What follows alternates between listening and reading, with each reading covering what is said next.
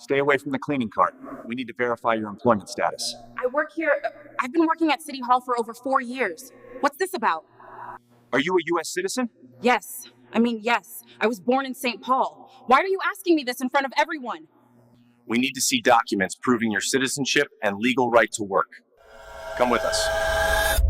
On the afternoon of Wednesday, August 14th, at 3:26 p.m., the white lights of Minneapolis City Hall reflected off the stone floor. Security cameras mounted along the third-floor hallway captured every angle of what was about to unfold. Right there where Ayaan Mohamed, 32-year-old Somali-American janitor, was stopped by 2 federal agents in front of her coworkers, visitors conducting business, and phones already being held up to record. No one understood what was happening, only that 2 agents walked straight into the building, heading in one direction, stopping right in front of one person, a Black Somali woman pushing a cleaning cart, doing the quietest job in City Hall, and they treated her like an illegal intruder. What was about to happen inside Minneapolis City Hall that afternoon would force the entire country to rethink how immigration law is enforced, and the deep-seated biases embedded in the system, and ultimately lead to an unexpected $8.4 million judgment. Ayaan Mohamed was born at Regents Hospital in St. Paul, grew up in Minnesota's Somali community, where children are taught to stick together,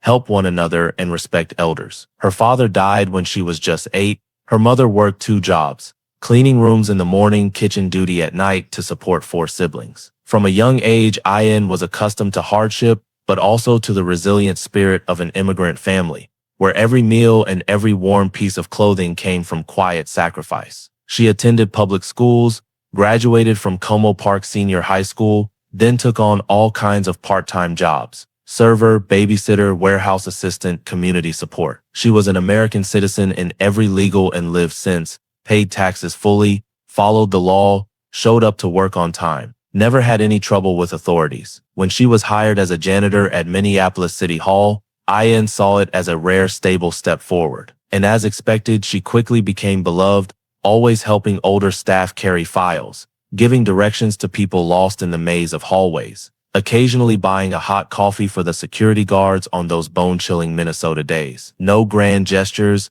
but Ayaan's kindness showed up in every small detail that everyone noticed. If kindness had a face inside City Hall, many said that face belonged to Ayaan Mohamed. Ayaan Mohamed's shift started precisely at 2:45 p.m. on Wednesday, August 14th. She swiped her card, pushed her cleaning cart into the elevator, and went up to the 3rd floor, where she would clean the hallway leading to legal offices and business filing areas. Everything was routine until 3:26 p.m., when the revolving doors of Minneapolis City Hall opened and 2 HSI agents walked in. The receptionist looked up reflexively, but they only flashed their badges casually and headed straight for the elevator. The lobby camera immediately captured them, the lights glinting off the HSI logo on their chests, their heavy shoes thudding on the stone floor with a short, firm sound that made a few people look up. When the 3rd floor elevator doors opened, the 2 agents stepped out, their eyes scanning the hallway, where a few employees were chatting outside a meeting room.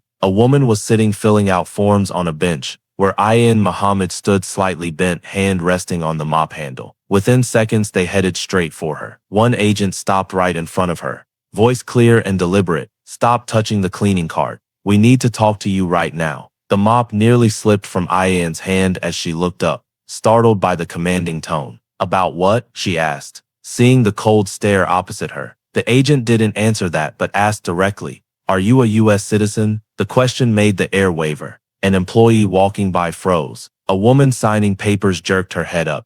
Ayaan tried to process what was happening. "Yes," she replied. Yes. I was born in St. Paul. I grew up in Minnesota. Where are your documents? Proof of citizenship? Proof of work authorization?" The agent's voice came right after. "My wallet is in the staff break room on the 1st floor." Ayaan said, her voice starting to tremble slightly. "I can go get it. I have my birth certificate, citizenship card, social security card." "No." People nearby began murmuring. A city council aide whispered, "What's going on? Why are they asking Ayaan that?" A young legal staffer cracked open their office door, peering into the hallway with confusion and caution. Attention converged on one point, and that point was Ayaan still standing there, hands gripping the mop handle tightly as if to keep herself from collapsing. Then one agent asked next, voice full of suspicion, "Why do you speak English with that accent? When did you come to the U.S.?" The insult in the question made Ayaan step back. I was born in Minnesota, she replied.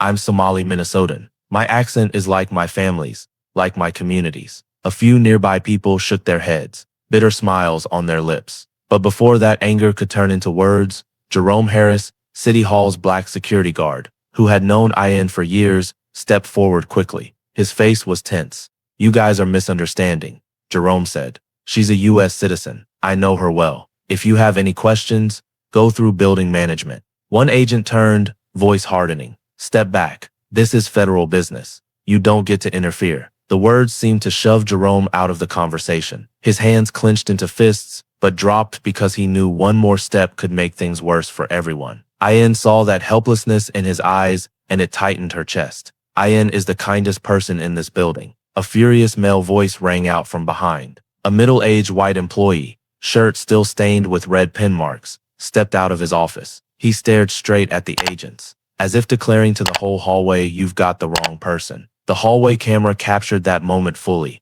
Ayaan in the middle, two agents close, the crowd starting to gather, every face reflecting disbelief. You're coming with us right now, the agent in front of Ayaan repeated. I need to get my wallet, Ayaan said, trying to keep her voice steady. All my documents are in there. No, the agent replied, eyes unchanging. You're coming now. Ayaan felt her hands growing cold. A wave of fear surrounded her. She had done nothing wrong. She went to school, worked, paid taxes, never broke any rules. But the looks from the two men in front of her made her realize any explanation now would just hit a stone wall. And in that fear, her body reacted like someone trying to survive. She nodded very slightly, as if accepting what she had never caused. Okay, she whispered. Then she looked down at the still wet section of floor. But please let me finish mopping this part. If I leave, someone might slip. A heavy silence followed. That small statement in the midst of humiliation, suspicion, encirclement, felt like a knife touching the hearts of those who witnessed it. A nearby woman raised her hand to her mouth, eyes starting to redden. A young legal staffer bowed his head, shaking it lightly in shock. Someone whispered, she's worried about others right now. But the agents didn't want to hear more. Come with us, one cut in, voice sharp to the point of cruelty. The two agents moved, forcing Ayaan to follow. People around began protesting. She works here. She's a U.S. citizen. What are you doing? Yet neither agent responded. As the group passed the business filing area, many stood up. A man in a green suit shouted, she helped me last week. She gave me directions. What does she do wrong? A woman pushing a stroller added, I've come to City Hall for years. No one has been as kind as her. Why are you taking her? The elevator doors opened. Ayaan was told to step in first, the two agents flanking her closely. The ceiling camera in the elevator corner tilted toward them, recording Ayaan standing in the middle, hands clenched tight, face rigid from holding back tears. She wanted to say she was innocent, that this was a mistake, that she had never broken the law, but her throat was frozen. Instead of resisting, she gave a faint nod as if she had no choice. The elevator stopped at the ground floor. The doors opened to a hush in the security area. People in line for screening turned. Some raised phones to record instinctively. A receptionist called out, voice catching. Ayaan, what's wrong? Are they arresting you? Ayaan tried to speak, but no words came. Her chest tightened with a mix of fear, shame, and confusion. The steps taking her through that crowded area felt heavy. The news spread like wind. They're escorting Ayaan. What the hell? They said document. What documents? Ayaan is a U.S. citizen. At 3:42 p.m., Ayaan as they stepped down the stone stairs in front of City Hall. A large crowd had gathered, office workers, security, people there for business. They kept their eyes on Ayaan. Her head bowed low, shoulders trembling slightly. Let her go, someone shouted. She didn't do anything wrong. This is racial profiling. Another voice rang out, but the two agents didn't stop. They opened the federal vehicle door, one placing a hand on Ayaan's shoulder to guide her in. She turned her head to look back. On the steps, Jerome stood with eyes full of anger mixed with despair. Nearby was the middle-aged employee, lips pressed tight as if holding back a curse. She saw hands holding up phones, recording every second in uncontainable outrage. She saw the people she had helped, the ones she gave directions to, carried heavy files for, cleaned up spilled water so they wouldn't slip, all staring at her in disbelief. And amid the noise, amid the fear gripping her chest, amid the humiliation before so many eyes, Ayaan still stepped into the vehicle because she understood that even the slightest resistance could make things far worse. She went with them not because she was guilty, but because she was afraid. Afraid of the agent's cold stares. Afraid of voices cutting off every explanation. Afraid of the loneliness as the entire system of power bore down on her. The vehicle door slammed shut with a harsh metallic sound, marking an invisible line between her life before and whatever waited ahead. The vehicle left City Hall amid the crowd's fury and the complete stunned silence of those who once thought this could never happen to an honest working American citizen. None of them knew that the entire incident, wide shots, close-ups, even the moment Ayaan turned her head one last time had been recorded by City Hall cameras. Those footage would become the center of nationwide outrage. Irrefutable evidence, the spark for a legal battle no one expected to end with a shocking judgment. But at that moment, one thing was clear. A Black Somali woman, a citizen born in Minnesota, someone who had never done anything wrong, had been humiliated right inside the public building. She served every day, and everyone who witnessed it knew they had just seen something that should never have happened. The agent's vehicle took Ayaan away from Minneapolis City Hall at 3:47 p.m., heading north straight to Sherburne County ICE Detention Center, where she was led through multiple metal doors and cold concrete hallways before being taken to intake. They photographed her, took fingerprints, measured height and weight, recorded skin color, treated her like a complete stranger even as she kept saying, "I am a U.S. citizen. I was born in Minnesota."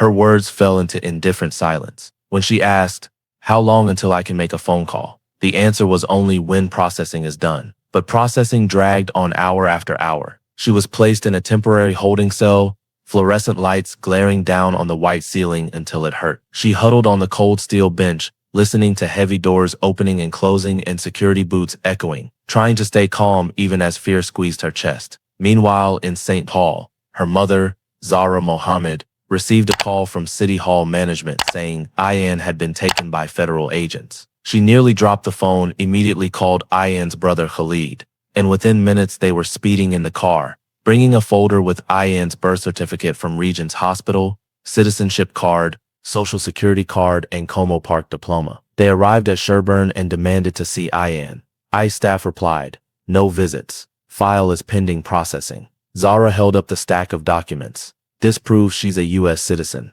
Please look." But the person only said, "Send it by fax." When they asked to see the supervisor, the answer was, "Wait." They waited 1 hour, then 2, then 3. Near 9 p.m., Somali community lawyer Abdi Warsaim appeared in the waiting area, called by someone who knew the family. He reviewed the documents, frowned, and said, "This is a serious procedural violation. We need to demand to speak with the detention supervisor." But every request was denied with the same reason: cannot provide information while file is being entered. By near midnight, the story at City Hall had spread throughout Minneapolis. City Hall security cameras, 3 different angles, clearly recorded every second of Ayaan being questioned about citizenship in front of the crowd and escorted away. When building management reviewed and forwarded it to legal, the video quickly leaked to social media. Within 2 hours, tens of thousands of views poured in. By 1:15 a.m., the video exceeded 120,000 views.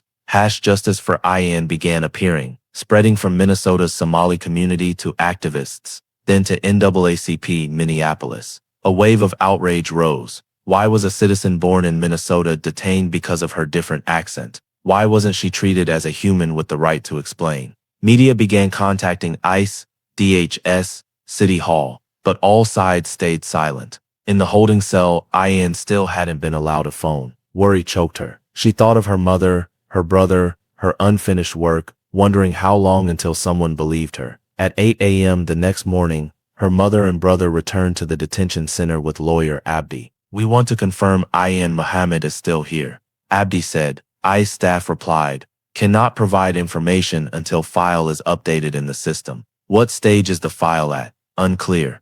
Zara leaned on the counter, hands shaking. "My daughter is a U.S. citizen. Here are the documents.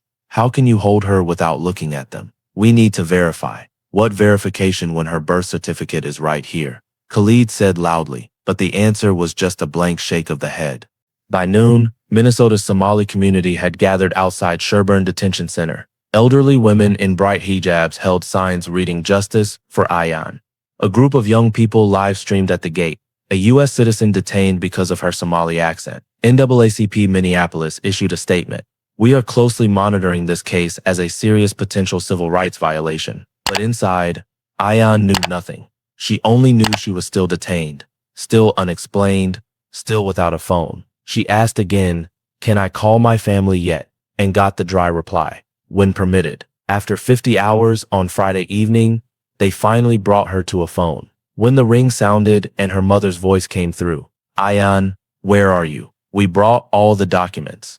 Ayaan burst into tears, hands shaking as she pressed the receiver. After 2 days treated as someone without citizenship, without a voice, those few words from family shattered the heavy silence pressing on her. And outside, the #Justice for Ayaan wave kept growing, turning the story of a City Hall janitor into a symbol of the fight for justice for every citizen treated unjustly. On Friday morning, with Ayaan detained nearly a full 50 hours, lawyer Abdi Warsame completed an emergency petition and filed a habeas corpus motion in the U.S. District Court for the District of Minnesota, demanding immediate federal court intervention because detaining a U.S. citizen without legal basis was a serious constitutional violation. In the filing, he attached all documents the family brought: birth certificate from Regents Hospital, citizenship card, high school diploma, employment records at Minneapolis City Hall. More importantly, he submitted the City Hall camera footage, clearly showing every moment Ayaan was publicly questioned, denied access to her wallet,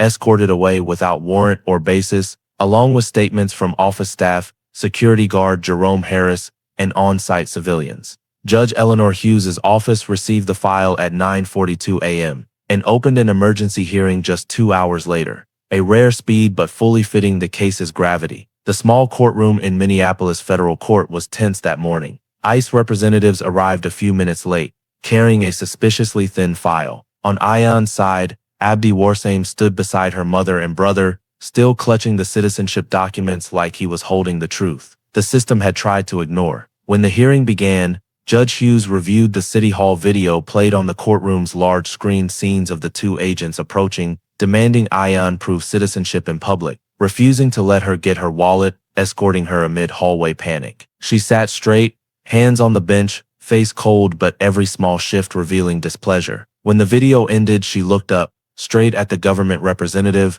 and said slowly, each word falling heavily, "Why was a U.S. citizen born here detained for 50 hours? The courtroom fell dead silent. The ICE representative opened his mouth, then closed it. He glanced down at his thin file, flipped a few pages as if hoping to find saving words, but finally only said, "Your Honor, the agents believed there was a possibility." The judge cut in immediately. Possibility of what? In the video, they gave no reason at all. So where is this possibility you mention? The ICE representative swallowed hard, then gave an answer that made the room even colder. An anonymous tip said City Hall had undocumented employees. Did that tip have a name? No. Any specific identifying description? No. Any supporting evidence? No. Each no thickened the room with disbelief. The judge gripped her pen lightly, leaned slightly forward, voice sharper. So let me understand. A citizen born in Minnesota with full documents, transparent work history was detained nearly 50 hours,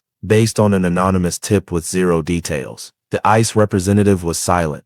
That silence was the answer. The judge set her pen down and said slowly but clearly, this detention was unlawful. It violated civil rights. It violated due process. And there was absolutely no probable cause.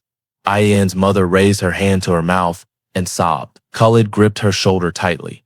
Abdi Warsame nodded faintly, eyes blazing, knowing the decisive moment had come. Judge Hughes continued, "She must be released immediately. You will return all her personal items and provide safe transportation back to Minneapolis City Hall. This order takes effect within 2 hours from now." Then she looked straight at the ICE representative one last time, voice no longer questioning but warning. This system exists to protect citizens, not to turn them into stateless people in the eyes of the government. Don't ever let this happen again. With a firm gavel strike, the order for Ayaan Mohamed's release was officially issued, opening the next chapter of a battle that would later change Minnesota's immigration enforcement policies and become the foundation for a historic $8.4 million lawsuit. Ayaan stepped out of Sherburne Detention Center into the cold gray afternoon, still in her full janitor uniform, light blue polo with City Hall logo and wrinkled pants after 2 sleepless nights. Her eyes were shadowed, her hijab slightly askew from its usual place. But when she saw her mother, brother, and dozens of Somalis standing in a large circle outside the gate, all raising hands toward her, praying, calling her name through tears, her legs nearly buckled, an elderly woman stepped forward and hugged her tightly, whispering in Somali, "You are not alone. We are always here." Alhamdulillah rose from the crowd, soft as wind yet strong as waves, spreading across the area in front of the detention center. Ayaan clung to her mother's hand, tears flowing, not from fear anymore, but from the injustice being turned by the community into protective strength for her. After returning to St. Paul, Ayaan spent weeks trying to stabilize her life again. Every time she saw her City Hall uniform, her heart raced. Every time she heard heavy footsteps in a hallway, memories of the 2 agents stopping her amid the crowd came back hauntingly. Lawyer Abdi Warsame knew that well, and just 2 months later, he officially filed a civil lawsuit against the 2 involved HSI agents, their direct supervisor,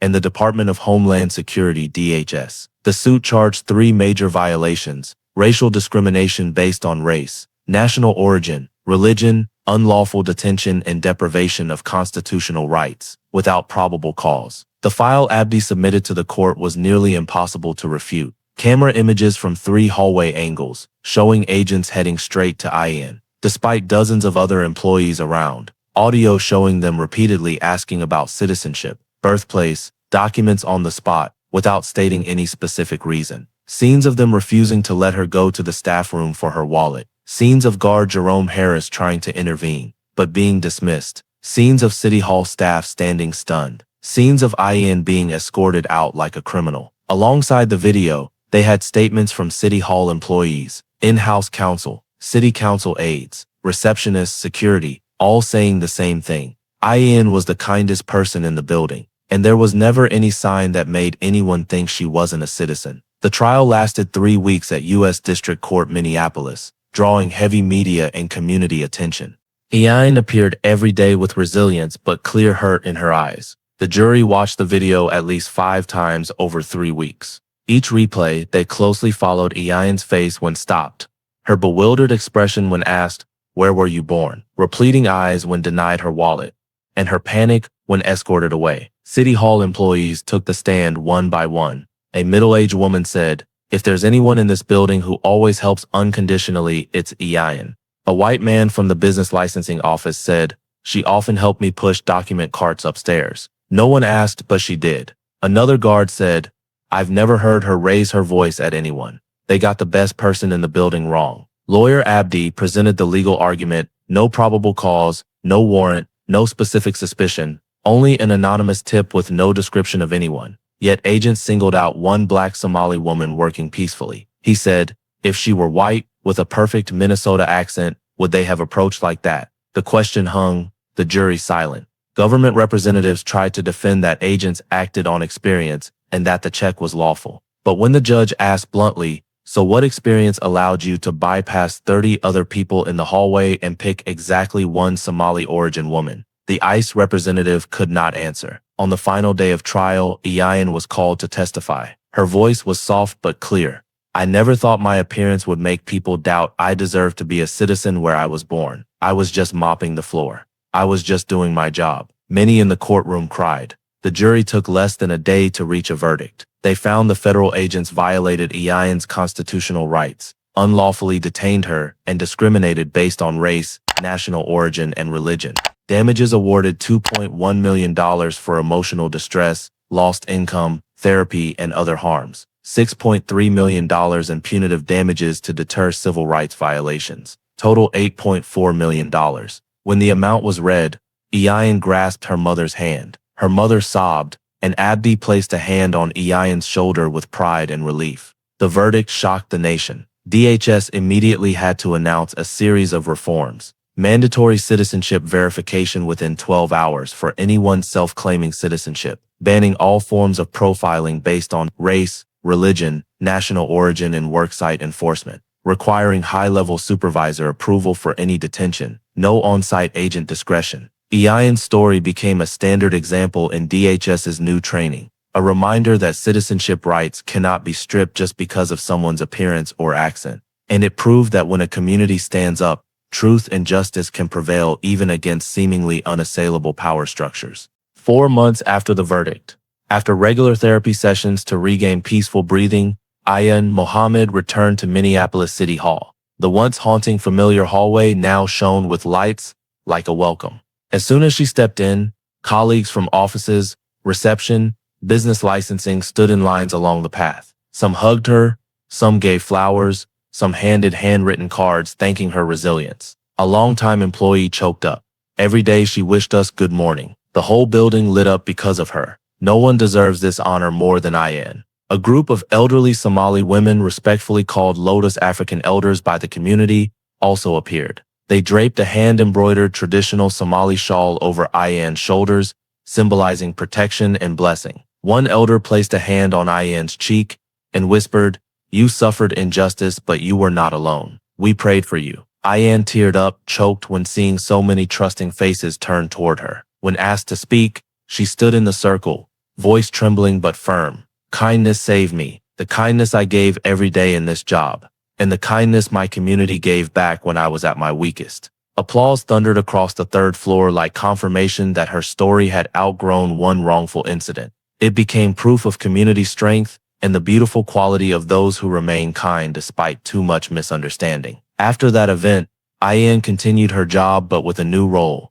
advocate for civil rights and immigration enforcement reform. She was invited to speak at Minnesota conferences, telling her story calmly yet powerfully, emphasizing that no one born in this country should have to prove their worth as a human just because of skin color or accent. Ayaan didn't want to become a symbol, but her story became light for many others, especially Black, immigrant, Muslim communities, often viewed through suspicion rather than respect. And as the story closes, the narrator poses the same question as the original, but now heavy with Ayaan's own experience. What would you do if one day federal agents questioned your right to exist in the very country where you were born? If this story touches you, please subscribe so you don't miss the next journeys for justice. Thank you for following. See you in the next video.